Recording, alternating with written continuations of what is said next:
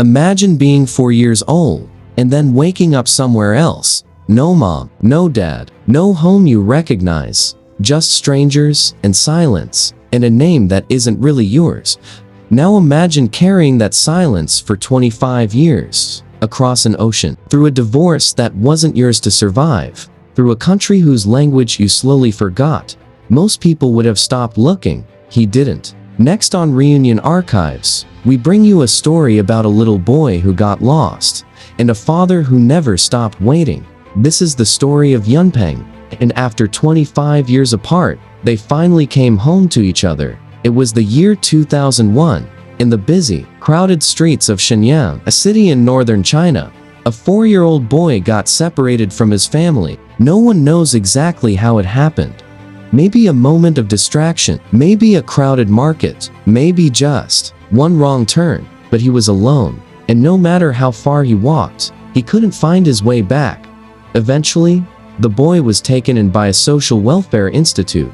They gave him shelter, they gave him care, and they gave him a new name, Shen Huibo. The name his parents gave him was slowly left behind. 5 years passed. In 2006, when Yunpeng was just 9 years old, something changed. A Canadian couple adopted him and took him overseas. For a little while, it felt like a new beginning, a family, a home, a chance. But life had more turbulence ahead. His adoptive parents divorced, and once again, the boy who had already lost so much found himself adrift, living a transient life in a foreign land, speaking a language that wasn't his first. He grew up somewhere between two worlds, neither fully Canadian, neither fully Chinese, but somewhere deep inside him, something never let go, a memory, a feeling, a pull towards something he couldn't name. Years passed. Yunpeng became a young man, and in 2025, he came across a story online that stopped him cold. It was about Su Yazi, another Chinese adoptee who had been raised abroad, and who had, against all odds, found his way back to his biological family in China. Yunpeng sat with that story for a long time. If Su Yazi could do it, maybe he could too. The memory of roots he had never really known began to stir. He decided to try. With the help of dedicated volunteers and DNA databases, Yunpeng's case slowly gained traction. It wasn't fast, it wasn't easy, but sometimes the universe listens to the things we've been asking for our whole lives. By the end of 2025, a DNA match came back positive. His biological parents were alive.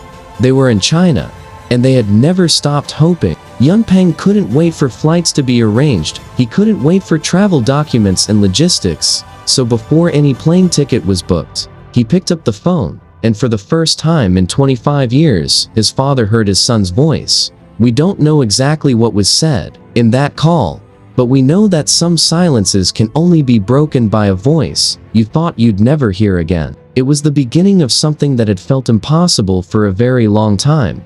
Then came the day Yunpeng flew back to Jilin province in northeast China. The day he stepped into the neighborhood where in another life he might have grown up. And as he approached the building, he stopped, because strung above the entrance, in bold letters, was a banner. It read, "Welcome home, our beloved child, Zhang Yunpeng." His name, his real name, the one that had been waiting for him all along. His father came running. This man who had spent 25 years carrying the weight of a lost child, he ran forward and collapsed into his son's arms, sobbing, holding, not letting go. After more than 20 years, he wept. "I've finally seen you." Family members quickly draped a warm white jacket over Yunpeng's shoulders, if to say, "You will never be cold again." The two men stood there, locked in an embrace, tears streaming.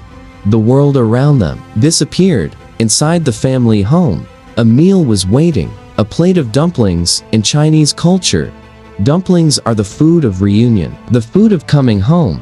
They sat together. But Yunpeng's father, this man who had dreamed of this moment for decades, he couldn't just let his son eat alone. He picked up a bowl and fed his son himself.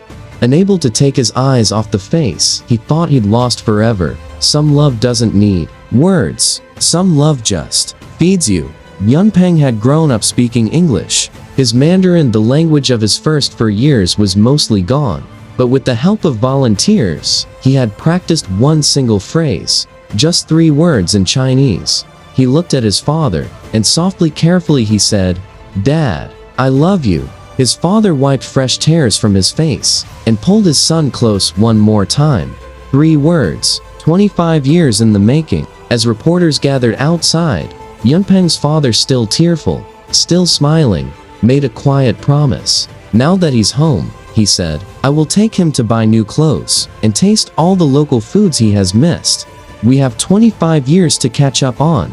25 years of loss, of wandering, of hoping, and now dumplings and new jackets, and fathers who run toward you, of banners with your name on them, of 3 small words that close the longest distance. Yunpeng is home." If this story touched your heart, please take a moment to like this video and subscribe to Reunion Archives. Every week, we bring you real stories of people who found their way back to each other, and we'd love to hear from you in the comments. What would you say to someone you haven't seen in years? What would those first words be? Tell us below. We'll see you in the next story.